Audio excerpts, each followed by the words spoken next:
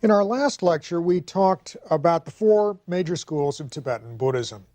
And at the very end of the lecture, I talked about the Gelug school and the founder of that school, whose name was Tsongkhapa.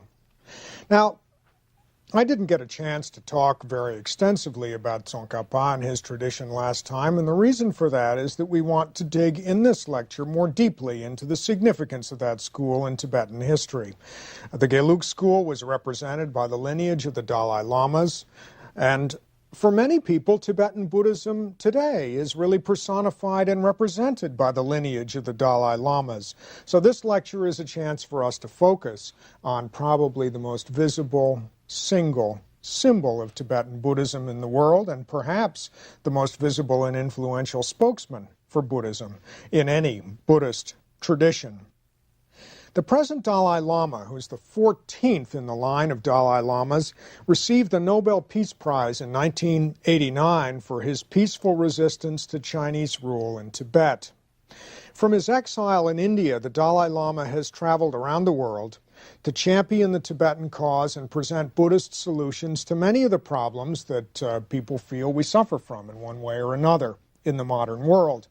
So for us, in this course, he really functions as a bridge between the ancient cultural traditions of Tibet, the traditions that we've been talking about in the last two lectures, and all of the complex challenges that face people in any modern society in the 20th century. So let's start with a simple question, basic question. Who is the Dalai Lama? Who is this person who personifies for us, for so many of us, the Tibetan tradition? Tibetans believe that the present Dalai Lama is the 14th in a line of incarnations that goes back into the 14th century. And when the 13th Dalai Lama, his predecessor, died back in the mid-1930s, a bunch of Tibetan monks, authorities in Lhasa, and key figures in the government searched for his reincarnation, found a little boy up in northern Tibet, and designated him as the reincarnation of the 13th Dalai Lama, brought him to Lhasa, and had him educated so that he could serve this function and play this role in the Tibetan tradition. Now, when I tell the story to you this way, story of reincarnation, of discovering a new representative of an ancient lineage, raises a question for us about Tibetan Buddhism, about an aspect of Tibetan Buddhism that is quite different from anything that you're likely to see in other religious traditions. It's the system called the Tulku system, or the system of reincarnation, of passing the authority in a lineage like this down, not from father to son or from teacher to student, but from one incarnation to another, each one of which has to be discovered by some process in the next generation. What is the Tulku system? What is a Tulku? What do we mean when we use this word? The word Tulku was used traditionally to refer to the so-called manifestation body of a Buddha. This is the body that a celestial Buddha manifests in this world. Celestial Buddha, as you know, lives in some celestial realm, a pure land or a heaven, and then manifests a form, a physical form in this world.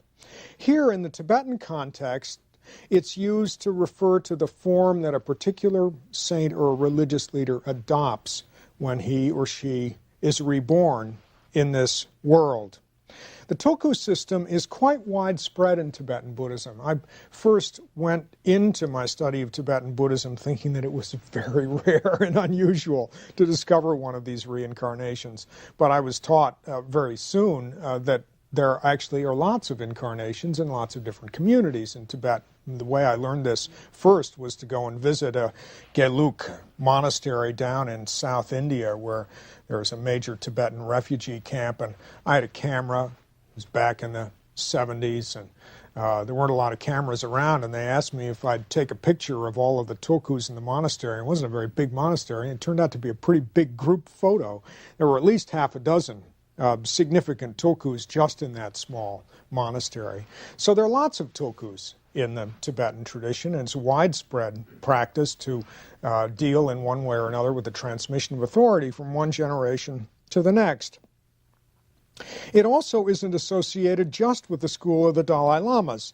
It's found in other schools, such as the Kagyu school that I mentioned in the last lecture.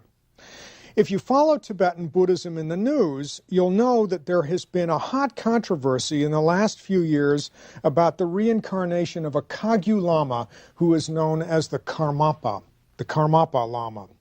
The previous Karmapa was quite influential and charismatic. He lived in Bhutan, he traveled widely in the West, and he exercised a lot of influence among Tibetan Buddhists, not just in the refugee community in India, but also through the Tibetan Buddhist communities in North America. And I can say, just in passing, that he was indeed a rather interesting person. I had one of my most wonderful encounters with a Tibetan teacher, with the Karmapa, just before his death. He was dying of stomach cancer. And he came to Harvard Divinity School to make a visit, and I, thinking that it was rare to see a Tibetan Lama of this significance and magnitude, I invited all of my class on Buddhism to go up and listen to him, and it was, truth be told, a rather sleepy talk, but he mentioned compassion and he mentioned wisdom and a lot of the themes that you'd expect him to mention in a talk about the basic ideas of his tradition. And afterwards, he was to hold an audience. So he sat down in one of the lounges and we all were ushered in one by one to speak to him. And it's hard to make small talk with a Lama who is as influential as this, but I said to him, wise Karmapa, I brought my class to visit you today. I was talking about compassion with them this morning as we were talking about the ideal of the Bodhisattva, and I was delighted that they had a chance to hear about compassion from such an influential and wise figure as you. And he looked me straight in the eye, and he said, Professor Eckel, I want you to know that whenever you speak about compassion, I will be standing behind you. Now, this is a man who is supposed to have very powerful influence over the course of karmic events in the world, and I have always just peeked around behind me whenever I mention the word compassion, just to see if the Karmapa is present. You should keep an eye out for him, too, just in case he happens to manifest himself in these lectures. Shortly after that meeting, he died. Shortly after I had a chance to meet him, he died. And, of course, the search started for his reincarnation. And it turned out, as often happens in the Tibetan tradition, there were competing reincarnations. One was found in Bhutan and another was found in Tibet, representing different parties in the followers and associates of the Karmapa.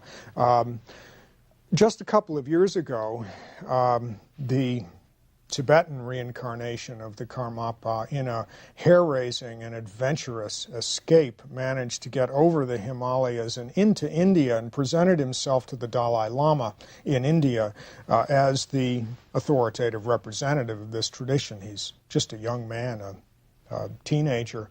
And it turned out, actually, that he has become a rather influential and respected figure even at a young age. He has a certain kind of authority that I can certainly imagine having known his predecessor in this lineage. And some people think that he may very well be a very important leader in the Tibetan community in the next generation.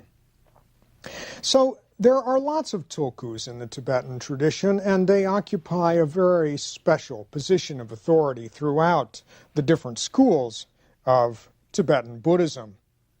Now, returning to the Dalai Lama himself, the first person to be recognized retrospectively as a Dalai Lama was a disciple of Tsongkhapa, whose name was Gendun Drukpa, who was born in the year 1391, so he lived in the 14th and 15th centuries. The title Dalai Lama was not given until later in the development of the lineage. It was given to the third Dalai Lama, whose name was Sonam Gyatso, by the Mongol leader Altan Khan. The title Dalai Lama means ocean lama, and it seems to suggest to most people that the Dalai Lama possesses an ocean of wisdom. With the title came Mongol support in the power struggles that eventually made the Dalai Lamas not only the leaders of the Gelugpa school, but also the spiritual and temporal rulers of Tibet. Now, obviously, this is an unusual combination. We haven't seen this before in our study of Buddhism. Usually, Buddhist monks avoid getting themselves involved directly in politics. In fact, there are lots of very marvelous examples of Buddhist monks who were drawn into politics inadvertently by the actions of various kings or political leaders and quite dramatically withdrew in order to keep a distance between their own monastic practice and the political life that was going on around them. But Buddhism has always had a strong political side, of course. We've talked about that a lot over the course of these lectures. This political involvement in the Buddhist tradition has been associated particularly with the figure of the Dharma Raja, or the righteous king. And the first of these, or the first definitive, most influential of these, was Ashoka, the king who lived back only a couple of centuries or so after the death of the Buddha. Now, you could think of the Dalai Lama, this is not inaccurate to think of him in this way, as one of the few figures in Buddhist history who has brought the ideal of the righteous king, of the political leader, the king who protects the community and promulgates the Dharma. He's brought this ideal together with the ideal of the charismatic monk in one.